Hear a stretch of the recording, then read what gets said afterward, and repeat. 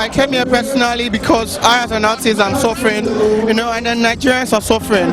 You understand? We need to take off this fuel subsidy, whatever, because it's really affecting the masses here, and we are here to pour out our minds. We are not happy about it, and then we need to go back to 65 naira, and even the 65 naira are managing. You understand? Because if you look at the OPEC countries, we are like very high on the fuel rate, and then our minimum wages are very high. They are very low.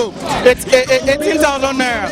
In Venezuela, it's 3 naira for fuel, and then their minimum wages are very high. They pay them good, And but in Nigeria here, we're suffering, and then our minimum wages are very small. You understand? So the masses are angry. They are hungry, And we are here to say enough is enough. I mean, seriously, we should just strengthen our, approach towards it, and then, if they're stubborn, we're more stubborn. Believe me. We'll do this for as long as it will last.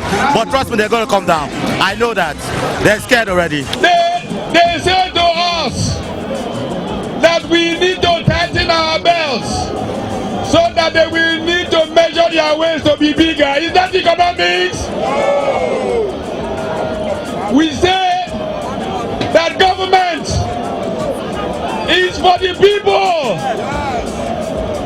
Government is about the people, and so we the people have spoken. We say that until they come to 65 naira, we will not begin to talk. I've been hearing a lot about Palomar. For the past 4 days I've been in Ojota, and it's good to be amongst people that are pretty much privileged. I mean, it's the upper class of society, and seeing them go out of their way to march to say no to fuel subsidy removal, saying they want good governance and transparency, really feels good. The only question I have is, are they willing to give up their privileges? Because the only way we can have social justice and social peace is if all these people here, all these people that were marching, if they're willing to sacrifice a bit of their privileges for the good and the betterment of this nation. That's my big question here. One of the things that you find is that generally when you look at the guys at Ojota, a lot of people think that, oh, it's the the lower class or whatever it is, in whatever class they want to call it. But yeah, you come here and you see a lot of people that can afford to pay for whatever price it is, and they are coming to say it is unjust, whether we can pay for it or not. This is not about an upper class and a lower class, because guess what? In the midst of a lot of poor people, the few rich people are an endangered species. So these people are wise, and they've come out and said this is wrong. First of all, the way we've gone about this is wrong, so we must revert back to where we're coming from. But at the same time, we cannot revert back to 65 naira with no food, no light, no good schools, no. So something has to change. Even if the government goes back to 65 naira, we are not going back to no food. We are not going back to the same bad governance that got us to a point where we are crying always for subsidy removal, right? What we want now is beyond 65 naira. We want 65 naira, and then we want good governance. And good governance means two things to us: that you cut down on the wastage and you kill corruption. I think that first, it's incredible that so many different people, different backgrounds will come to a place like this for a strike. And I think that even if we achieve nothing else, I think the kinds of solidarity that we've seen here from so diverse a group of people who ordinarily would not gather in a place or come to a rally, I think that's a step forward, and it tells you something about the way people feel about this nation. And we think that we're coming to a tipping point. A lot of people feel that in a very, very short while, things are bound to change one way or the other. People who, for once, are united for a purpose are people who can't be divided ever again. Nigerians are standing up now. They think it's not possible, but this is the beginning of the real Nigeria, the real rebirth of the true Nigeria. I mean, come on, let's be frank with ourselves now. This Yama don't do. All the shop and clean mouth don't do. All the stiff don't do. I they talked the other day, I asked them, I said, Shebi, they said Jonathan a teacher. Fella don't talk now. I say, teacher, don't teach me nonsense. All this one I do is on a real nonsense. How dare they tell us that it's a cabal that's untouchable? Untouchable? So that means that the remaining of us will be Nigerians who are the touchable ones. We, the touchable ones, are now standing to say, yes, not touch us rich. And this time, enough is enough. All we are saying is that we don't want corrupted people. We are tired of corruptism.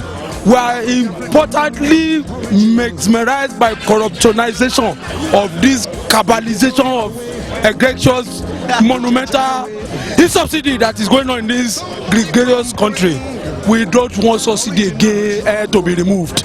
We want life to be easy. We don't want corruption. We don't want.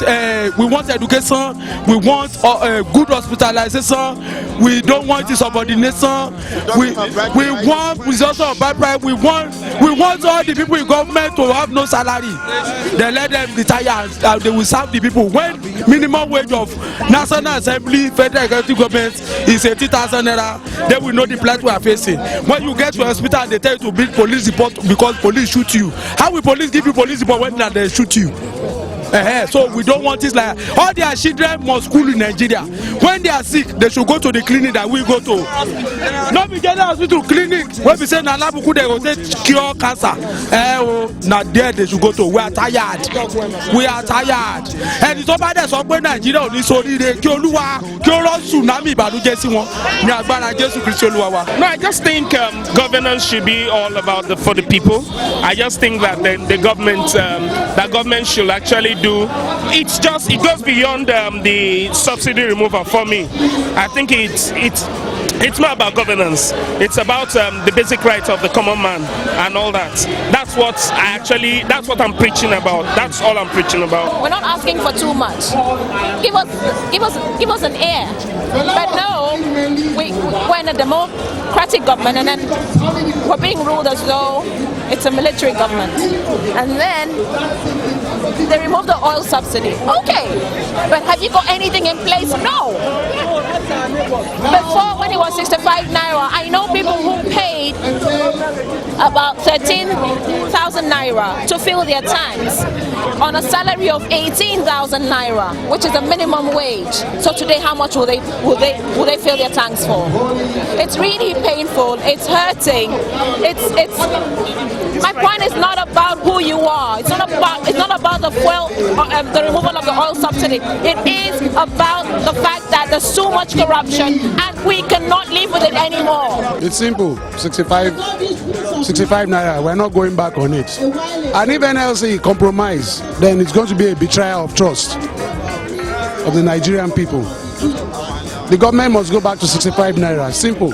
When they go back to 65 naira, then government should start dealing with the issue of corruption in government, and then they can win back the trust of the Nigerian people. It's not a difficult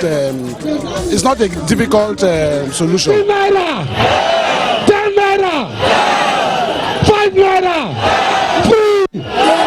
Who got the petrol? Who got the petrol? So, if NLC come back and tell us that they have come to a compromise, we will dismiss NLC. This is the movement of the people.